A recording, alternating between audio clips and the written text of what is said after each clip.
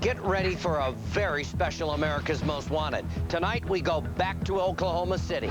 6 years ago, the bombing here ripped a hole through the heart of America. I came to the scene. I talked with grieving families, and I met heroes who risked their lives. This week, we came to visit the victims as they awaited Timothy McVeigh's execution.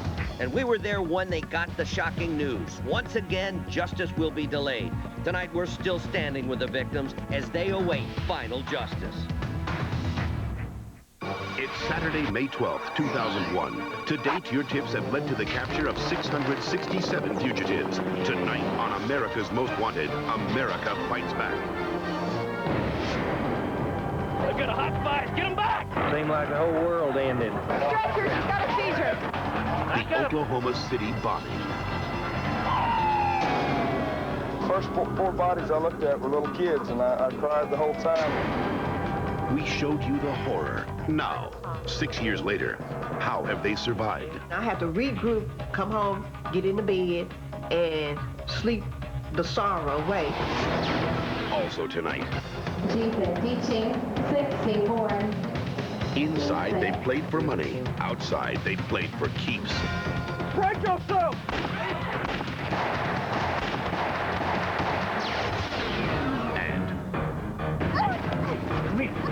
Two young girls murdered. The case unsolved for 13 years. Hey, you could help me out, baby. I need you. That's bull. So we asked our own investigator to sniff around. Did you have anything to do with the death of these two girls? No, sir, I didn't. He said, I'm glad I'm not bruised. I said, what do you mean you're glad you're not bruised? He said, I'm glad I'm not the one that pulled the trigger. Will he get the answers he needs to crack the case? You'll find out tonight, because tonight, America's Most Wanted is where America fights back. And now, from Oklahoma City, John Walsh. Good evening. I'm standing in the Oklahoma City National Memorial. It seems like just yesterday I was across the street, and instead of this peaceful park, I saw the twisted, smoldering ruins of the Alfred P. Murrah Federal Building, the aftermath of one of the worst mass murders in U.S. history. On Friday, the families of the victims of that crime were dealt another terrible blow, as Attorney General John Ashcroft delayed the death penalty for Timothy McVeigh. No matter how long it takes, I believe the death penalty is just what that coward McVeigh deserves, after what I saw here with my own eyes 6 years ago. Seemed like the whole world ended. Get them back! It was a big force. This all fell in. This was felt over 15 miles away.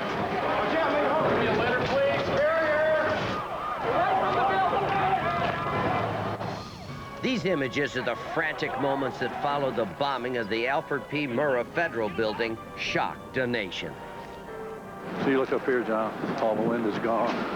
Look at this building over here blown to pieces. Look at the car. District Attorney Bob Macy took me to the site, and the devastation was beyond words.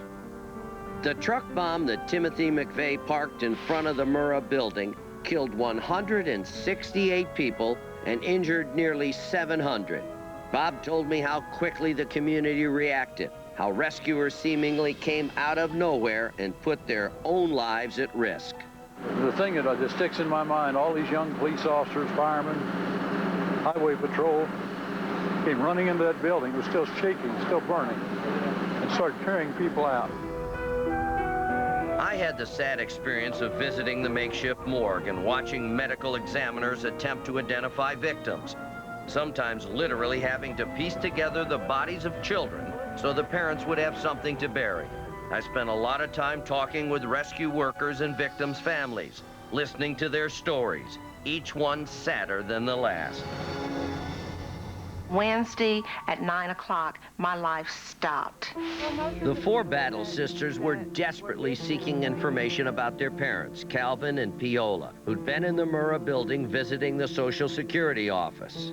If we could just find someone that's seen them down there and could just, tell us, what was the last thing they were, just something. It would be days before the Battle sisters found out that their parents had perished.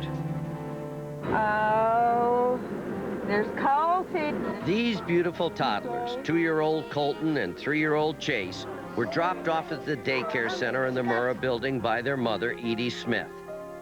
Edie worked down the street at the IRS building with her mother. After hearing the explosion, they ran to the devastated building. My mom said, "Oh my God, the babies." And she said, "Oh my God." And we took off running. And we got around to that side. The whole side of the building was just blown away. And Edie just crumbled and said, "Oh, my babies, my babies." She was yelling. Edie's brother, a police officer who responded to the scene, found one of the boys. And my 2-year-old, he was wrapped up in a blanket on a bench. He was just laying there. They picked him up off the ground and put him on the bench. Colton and his brother Chase were killed in the blast, along with 17 other children, all less than 5 years old. While walking to the wreckage that day, I realized anyone connected with this horrific scene was a victim. Even rescue workers, like Kevin Rowland, a medical examiner. The first four bodies I looked at were little kids, and I cried the whole time, and I thought, dear God, if we have to do a whole lot more of this, I don't know that any of us are capable of handling it. But Oklahoma City's heroes were able to handle the disaster in a way that proved evil can be overcome. I spoke to the heroes and the victims at a church service that week, hoping I could give them some comfort. You have set an example for Americans everywhere. You have set an outstanding example for the people throughout this country who know and feel for you. You're hurt? I know you're hurt. You grieve deeply. You're down, but you're not broken. God bless your spirit and your courage.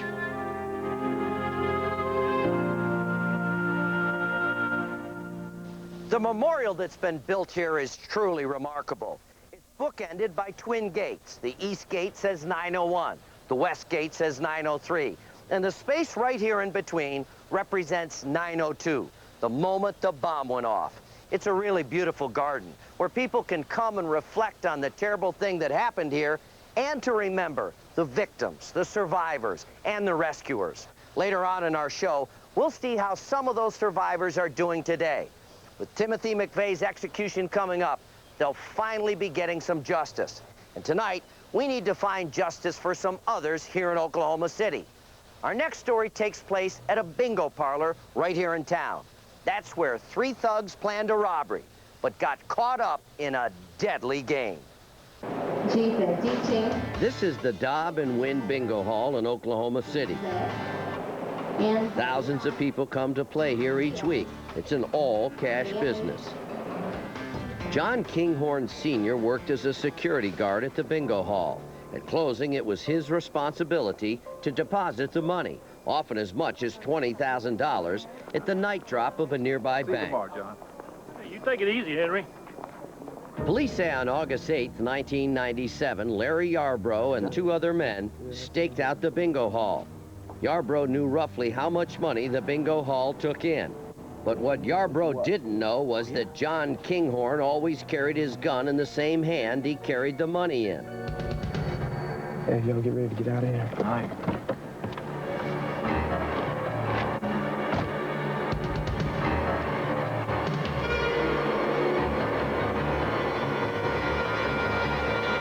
Watch yourself! Henry Dewberry, a friend of John Kinghorn, saw the whole shootout. All of a sudden, I heard this popping sound like a child that threw a bundle of firecrackers. And I looked up, it was just like a Western shootout, just like in the Western days. Go, let's go! Money, just leave it! Let's go! Police say the injured Yarbrough was literally dragged through the parking lot. Come on! Yo, Larry, come on, man, come on! Man, come on! Come on! Go! Although Henry Dewberry went after the men, he wasn't able to catch up to them. Hey! Move the car!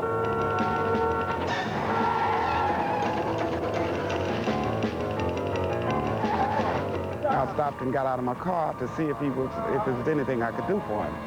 Somebody get some help, huh? And at that time, he had his gun in his hand, in his right hand, and it was shaking and jumping, so I took his gun out of his right hand.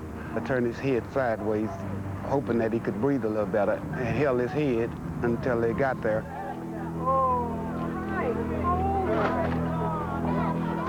Paramedics soon arrived. However, John Kinghorn Sr. would be pronounced dead a short while later after being rushed to a nearby hospital. It was one of the saddest days of my life that this happened. It really was. John's son, John Jr., worked security with his dad. The first thing I did was I asked the police officer how many rounds did he fire, because he'd always said, you know, if somebody's going to shoot at him, he's going to shoot back. After Mr. Yarbrough was shot, he was memorizing a stolen ID, social security number, date of birth, the name. 8/1979. Got that?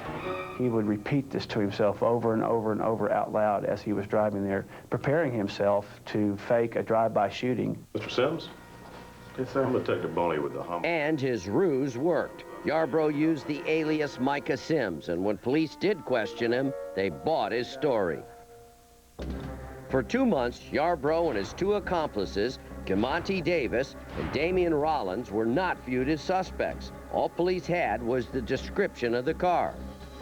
But we went ahead and put information out on NCIC, on the national computer, to make sure that everybody knew about the car, in hopes that someone would come up with it.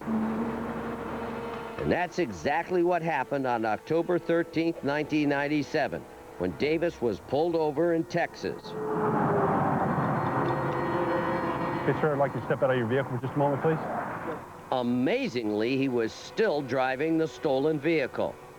Davis was brought in for questioning, and it didn't take long for him to implicate himself, as well as name Yarbrough and Rollins as the other suspects. Were you there? What I didn't know. There were three people there. I just know exactly. There were three people there. Who were the three? Yes, I was there. All right. Within 5 minutes, we believed that we would walk out of there knowing exactly what happened.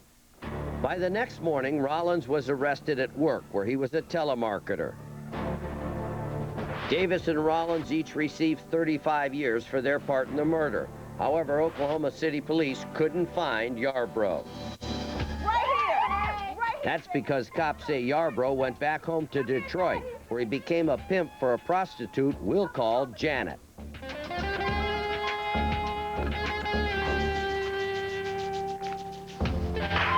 You've been holding out on me, haven't you? Dude, I love you.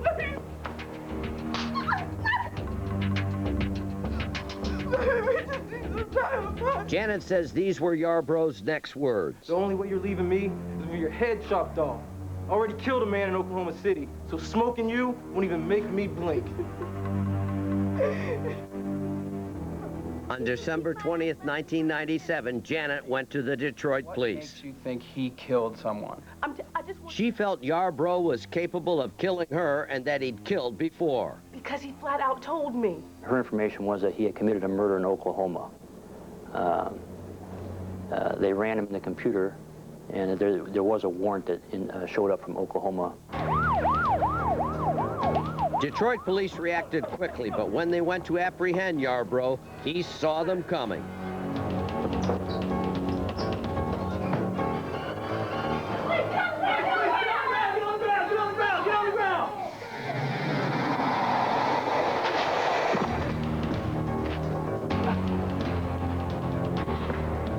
Police say Yarbrough leaped from a third-story window, then fled. He hasn't been seen since. These are the only photos we have of Yarbrough. They're from his high school yearbook and are 6 years old.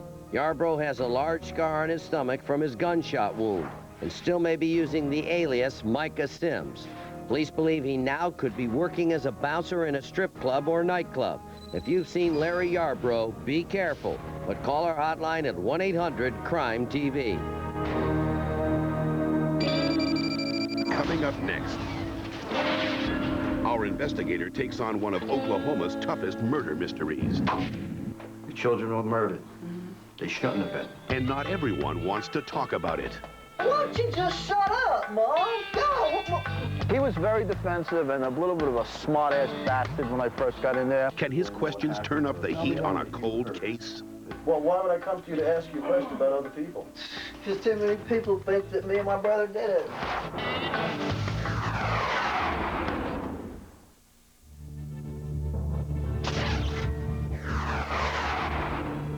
On April 20th, police searching for a missing elderly man in a wooded area of Kansas City, Missouri, made a gruesome discovery: a little girl's headless body. 3 days later, a volunteer led police back into the woods for another gruesome find. Can you give us a second while we open it? Billy Stagel found the girl's head in a trash bag not far from where the girl's body was discovered. I started to go down the trail, and about 100 yards past where they found the body, and started zigzagging going up on the bushes looking for animal trails, and there where I walked up on it, and then something told me I would this morning. Police came up with this computer-generated drawing of the young victim. She doesn't match any reports of missing children in the Kansas City area. Police have few clues about her identity, so they need your help. She's believed to be 3 to 4 years old, weighs between 35 and 40 pounds, and is about 3 foot 7 inches tall. She has a chipped upper left front tooth and a crescent-shaped birthmark on her left shoulder. Somewhere there are loved ones who need to know what happened to their little girl, and finding her identity could be the first step to finding her killer. If you have any idea who this little girl may be, please call our hotline tonight at 1-800-CRIME-TV. These chairs represent the victims of the Murrah building bombing. They're here to make sure that no one ever forgets them. There'll always be a place for them and all crime victims in my heart. We'll never stop fighting for them until justice is done. Now, our next story follows a murder mystery right here in Oklahoma City. 13 years ago, 2 sisters vanished from the Oklahoma State Fair. Their bodies were later found in shallow graves. To this day, these unsolved murders remain one of Oklahoma's most infamous cases. So, we asked our investigator, Ron Antosi, to look into it and see if he could get any closer to the truth. On any given night, the Midway can lure you in like a pro, with our neon lights, mouth-watering treats, and cheap thrills. But it's all an illusion, because when day breaks, Midway is what it is, a little rough around the edges. It was into this mix that Lisa Pennington and her older sister, Cheryl Genzer, came for a night of good times. They met up with a friend of a friend, Lane Henley, small-time musician, and his friend Doug Lawson, a small-time drug dealer. At the end of the night, they all went to a party at Lane's house, in an area known as Britain. Neither girl was seen alive again. For 3 weeks, the sisters were missing. Then, Cheryl and Lisa's bodies were found in the field north of Britain, shot in the head with a .357 and left like garbage in a hole in the ground. Cops found out the girls had last been seen at Lane Henley's house. They searched the house, but found nothing. For almost 5 years, the case sat cold. Then Doug Lawson was arrested on drug charges. To save his skin, he ratted out his friend Lane Henley. Mr. Henley, did you murder those sisters? No. Who did? I don't know. Henley was arrested for the murders of Lisa and Cheryl. But on the eve of the trial, Doug Lawson recanted his story. God told you to change your story. Why is that? Truth shall prevail. So after 19 months in jail, Lane Henley was a free man. And Lawson? He was convicted of perjury and went to prison for 10 years. That was 7 years ago. Now I'm here in Oklahoma City to make sure no stone has been left unturned. And I started with the toughest interview first. The girls' parents, Rocky and Charlotte Pennington. Hello? Hi, Charlotte. Come on in, yes. Hi, Ron, how are you? Fine. Your children were murdered. They shouldn't have been. That's right. I'm here as if we just found out that your children were murdered yesterday. I'm starting from there. I am trying to establish the condition they were in that night. You see, it's very important because when I establish the condition they were in, I can start putting a package together of who they really were with. I never seen them personally do anything with drugs, but I believe it happened. Yes, I believe they were doing drugs. And Rocky knew where I was going with it, that they wanted to be a little protective. I mean, it is their daughters. You know, the guys they ran around with and the people they hung out with were not nice people. They were into drugs. They all had, just about all of them had rap sheets. I knew about Henley and Lawson, but there were other characters Lisa and Cheryl ran with, like Tracy and Bruce Castle, and their friend, Chuck Tootle. So I started with Tracy Castle. I heard he was the weakest link. There were rumors the Castle brothers had actually bragged about doing the murders. Tracy. Huh? Tracy. Yeah, how are you, man? You can help me out, baby. I need you. I'm investigating the murders of Cheryl and Lisa. Man, I've done been through this so many times. Not even. Hi, how are you, ma'am? But before I could talk to Tracy, I had to deal with Mom. That's bull. Okay. If you're for a private detective. No, I'm not a private detective. There's nothing we can tell I'm you. not a private detective. Okay. Oh, I'm not a private detective. Okay, well, I don't want you to get excited. I want you to... Here. Pisses me off. No, don't get angry. It's not looking anywhere except right here. In this building. You're not always a welcome guest when you come to talk about murder. The TV camera doesn't hurt. Come on, brush my hair. No, let's get, brush your hair. Brush your hair. I want to ask you something anyway. Come on, sit. Sit. You be still. Okay. You want to sit in on this? I don't know. You don't mind? Okay. Just let him answer, okay? Because it's real important. Basically, your brother Bruce was seeing Cheryl? No, they were. She was coming over. Yeah, they were seeing each other over here. Because he was staying here at the time. You know what I'd like to do? He means seeing each other. He means dating each other. No, you know what I'd like to do? You know what I'd like to do? Because I think you can help me just as much. I'd like to interview you both separately. You can talk in front of her. Because it's better that I just speak to you. That's really why. It's better I speak to you. Okay? It's really better I speak to you. Okay. Okay, I'm going to be honest. Tell me then what you heard, if you can.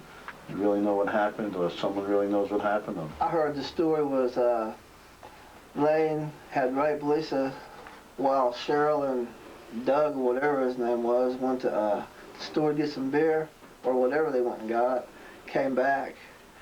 And Cheryl found out about it, and they got to a fight. Somehow she got knocked out, and he hit Lisa with a shovel. That's what the police told me. And then sometimes it's not so much what people say, but how they react. And Tracy reacted. You know Chuck Tootle?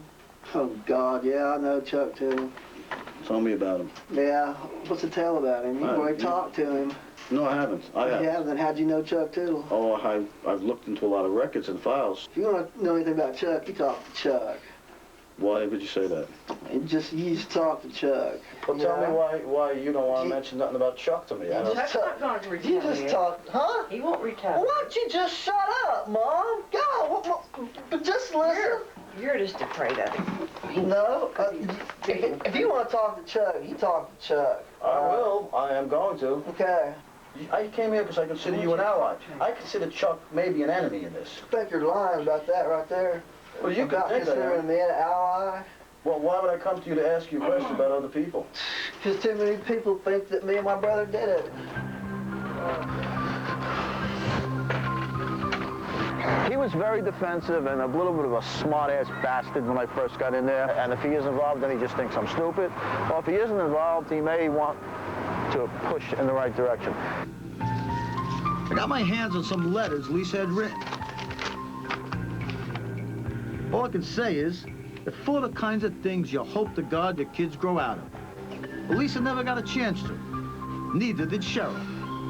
So the girls did drugs. So what? So they did other things. Nobody had a right to kill them. Take me to the house of worship, okay? I wanted to talk to the older brother, Bruce, but I needed to know first what Tracy was afraid of.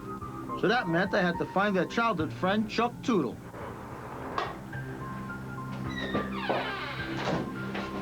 Great. Oh, this could be a miracle. How are you? Maybe you can help me. My name is Ron Antosi.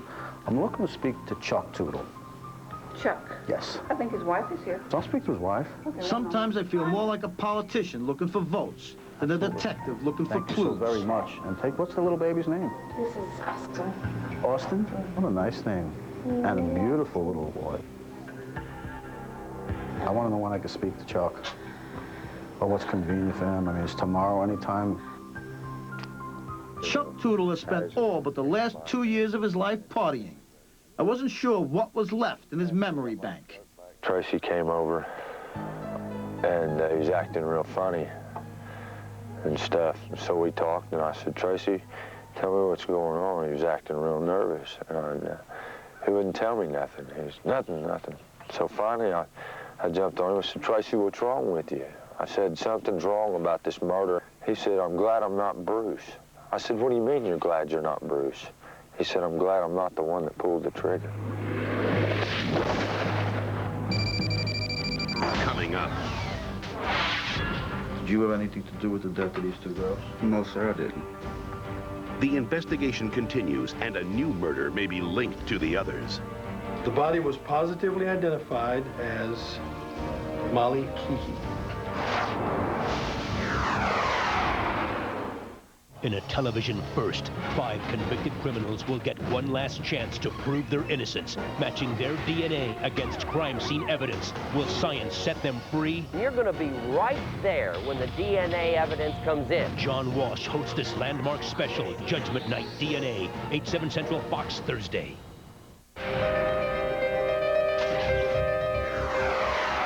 We're back now with our investigator, Ron Antosi, who's out to crack one of the most infamous murder cases in Oklahoma history.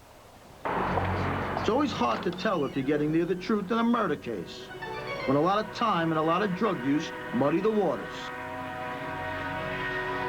I headed back to the Castle House. This time I found Big Brother Bruce, fresh out of jail, and Mom still watching. Tell me about your relationship with Cheryl and Lisa. Well, other than us being like 6th or 7th cousins, we were friends, and me and Cheryl were dating. Did Cheryl let you know she was even going to that fair? Yes, sir, she did. As a matter of fact, I was right there on that telephone in the hall. She called and asked me if I wanted to go to the fair, and I said, I don't have any money, and I said, well, how are you all getting in? She said they was going to jump the fence. What did you do the rest of that night, do you remember? Stayed here. I was in a car accident, and I was just pretty sore. So you were home? Yes, sir.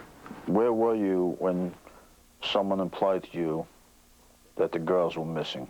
And when did you hear about it? Well, I was in Doctors General Hospital back then, and man, my recollection, when all this was going on, I had been calling here and calling Rockies in Charlotte, asking if they'd heard or seen the girls, heard from or seen the girls.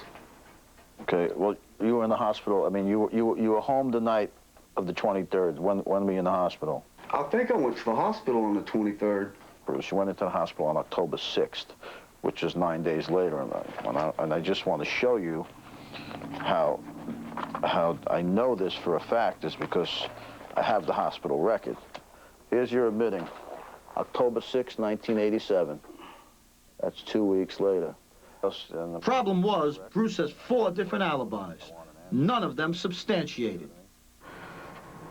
Did you have anything to do with the death of these 2 girls? No, sir, I didn't. You know, number one, I didn't have any reason to harm them girls. You know, I love them to death. Alan Pennington said that he came over your, I guess here or somewhere to pick you up and ask you where Lane Henley lived. Yeah, and I took him around there and showed him where he lived at. Right. He said when you got to the house that for some reason you just didn't want Lane to see you pointing out the house, and you ducked down in the back seat. Carissa said the same thing. Yeah, it's true. Tell me why? Because that guy was so weird. I was afraid he might pop a cat. You know, there's a couple number of times that I'd seen him sitting on his drum stool at the bar with a gun hanging out of his back pocket. I had to talk to Lane Henley, only person ever charged in the murders of Lisa and Cheryl. But first, I wanted to get to the guy who had fingered Lane and then changed his mind. Doug Lawson said he'd talk to us as long as we didn't show his face. I didn't really care. I just wanted the truth. You get to Lane's house, and how many, anybody else there when you get there? Nobody. Okay, so the four of you are in the house. Right. Okay, go ahead, take me through it. Okay, when we get there, I rolled another joint. Lane pulled out a dirty movie, but after I saw the disgust on their faces, I pulled it out and I gave it back to him and told him to put it up. I think we smoked one more joint and I laid back my head, and then the next thing I remember, it was morning. I looked around, I said, "Where are the girls?" And he said they found some better and left. I said, "Well, why didn't they wake me up?" And he says they called somebody and they were to meet them at the 7-Eleven. I believed about 80% what Lawson was telling me, but I wondered, had the girls called someone that night looking for a ride? And if so, why arrange to meet 4 blocks from Lane's house? The only person left to answer that is Lane Henley. And to find Lane Henley, we had to go to Roswell, New Mexico, a 12-hour drive from Oklahoma City. Before I met with Lane, though, I wanted to drop in on the local cops. Turns out they had an interest in Lane Henley, too.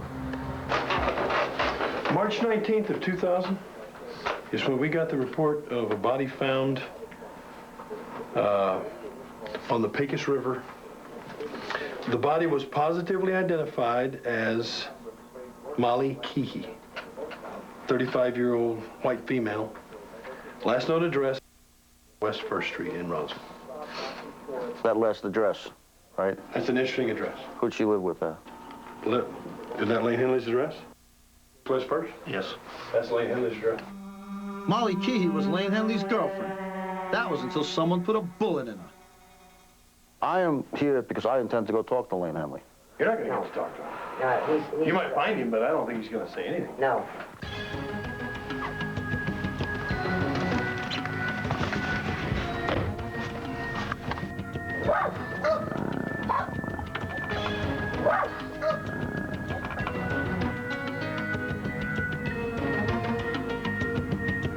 When I found Lane, I wasn't surprised he didn't want to talk about Molly, and he had very little to say about Lisa and Cheryl. They came home with Doug and I, and we hung out for a little while, and then they had some dates or something that they were doing, and they left. And that's all I know in that regard. Do you recall if one of the girls made a phone call from your house? Yeah, Cheryl did. I believe that's correct. Would you happen to know who she may have called? No. Did they get picked up, Lane, at your house? No, they walked. Hey, I'm a good guy. I didn't do anything. I'm absolutely, totally, completely innocent, and I know nothing of what happened to them. This is where they found Molly Keehee, shot, buried in a shallow grave near the Pecos River. Cheryl and Lisa were found shot, buried in a shallow grave near water. Like a lot of cops, I have a tough time with coincidence. Even though Lane was never tried for the murders, most of Britain still thought he had done them. And Lane Henley is such a scary person. He has Charles Manson eyes. He's just scary. And I always felt like he was part of it. Was he a loner? Or did he was? Do you have any particular group of friends that he ran around with? You know, just probably Bruce is about the only one I ever saw him with.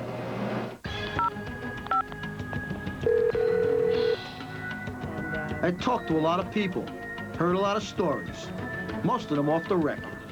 I was at this person's house, and an individual was there that evening and was telling how they had killed these 2 girls and why they had killed them and where they had done it. Who was that person that told you this? Bruce Castle. There you go. Got about 5 minutes? I told you I'd come back. Let me just put my cigar down. I decided to take one more run at Bruce Castle. me to substantiate where you were that night. There wasn't no telling. That's 13 years ago. And to my belief, it was right here because I said, like I said, I talked to Cheryl on the phone that night. I mean, you know, I didn't do nothing to them girls, so I don't have anything to worry about. So what happened that night 13 years ago? I think the girls were driven alive to the field where an argument broke out. Possibly a rape occurred. Come on, no. I think more than one person was involved in the murders. 2 girls, at least 2 killers.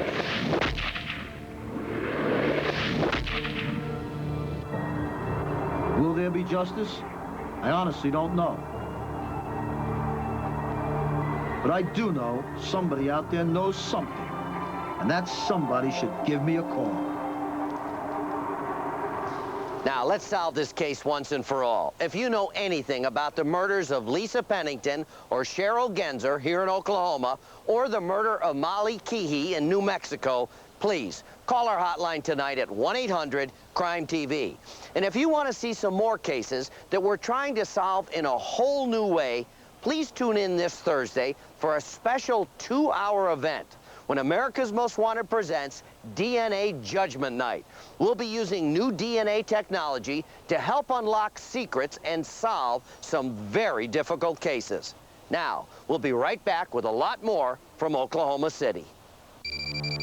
Up next. 6 years after the bombing, Oklahoma City survivors look back at the tragedy. And I thought it was... I can't believe it. I was standing there talking. I really can't believe I was there and all that happened.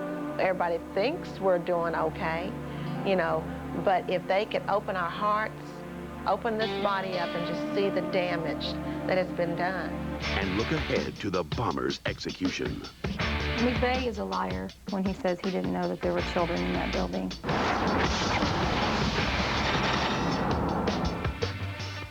Fighting crime 24/7. America's Most Wanted will be right back.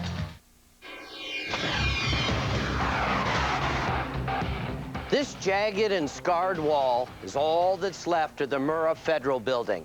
An awful reminder of Timothy McVeigh's cowardly and disgusting crime. You know, for the last several weeks, McVeigh has had the spotlight aimed at him. Well, let's forget about this awful individual for now. Let's revisit some of the good people whose lives he tore apart. They're the ones who deserve our attention, our sympathy, and our prayers. There are those of us with children we could not keep safe from harm. I want to leave you with my own personal message and the message that I have lived by for 13 years. You will survive. You will survive. This community, this city, this state will survive. And you will go on. And you'll go on in the name of your loved ones. When I spoke at a memorial service in Oklahoma City 6 years ago, I knew from my own experience it would be a long uphill battle for the people whose lives had been torn apart. They'd been through so much. But in the 6 years since that horrible day, the stories of the survivors are lessons in healing and in dealing with the worst pain imaginable.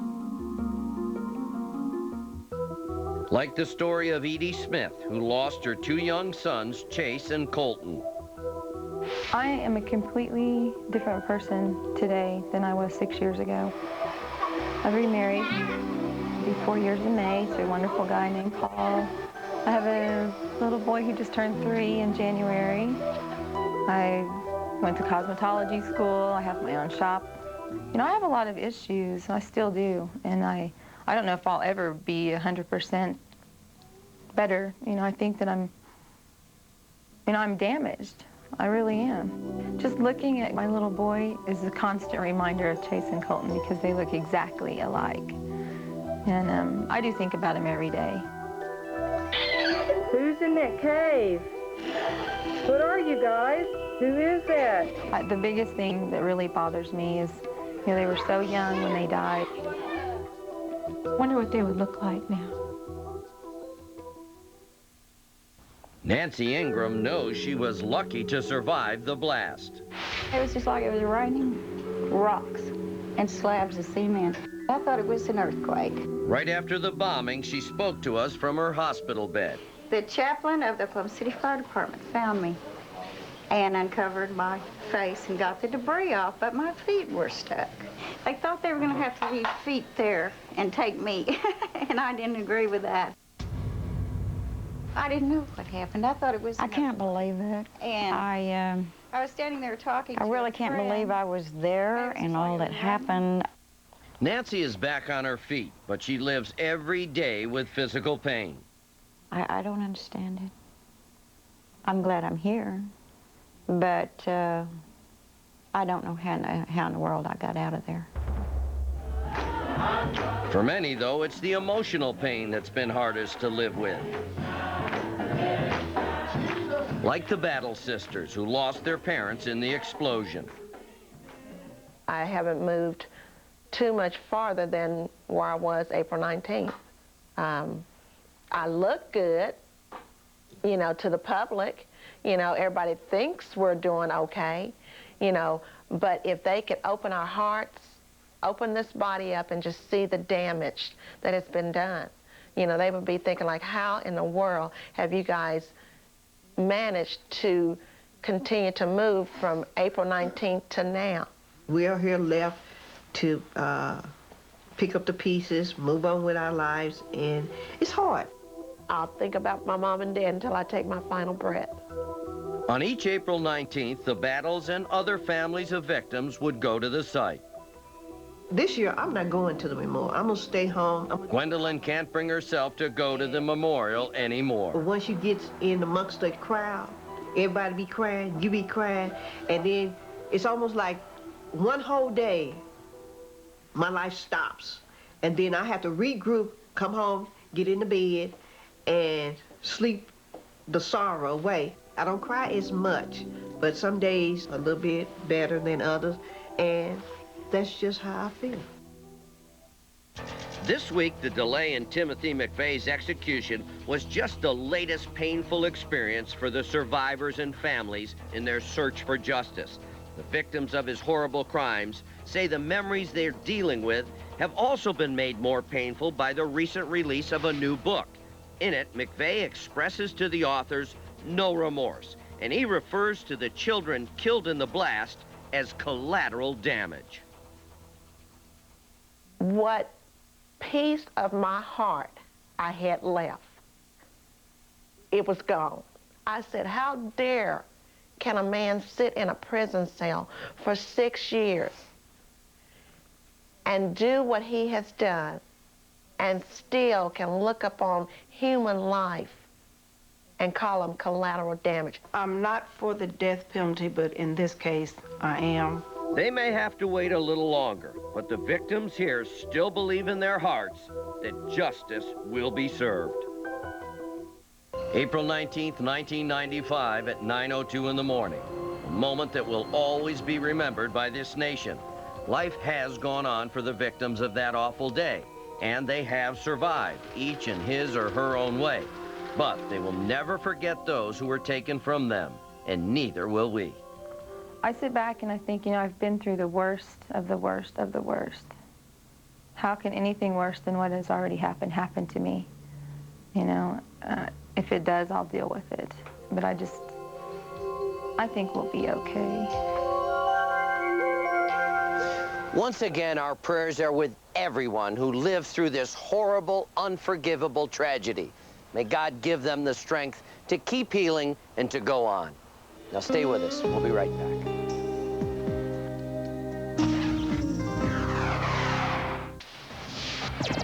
New Jersey police say young Moon Cho bludgeoned his wife to death and threw her body in a dumpster. He could be in California. Call if you can help.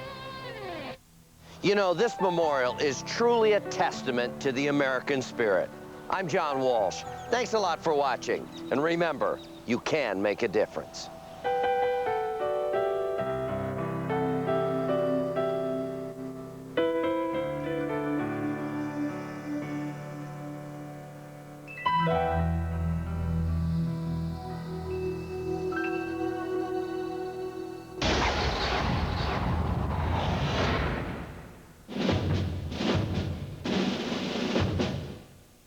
Starts tomorrow. Parents beware. Homer opens a daycare center, and childcare will never be the same. Peekaboo. I've never seen the baby get tired of it before the adult. Peekaboo. An all-new Simpsons. Then, how can a trip to the dump Can you tell us where we should dump this couch? lead to the mother of all disasters? There's been a toxic chemical spill. Some idiot left a couch on the railroad tracks. I wonder if that... Careful, son. Malcolm, after the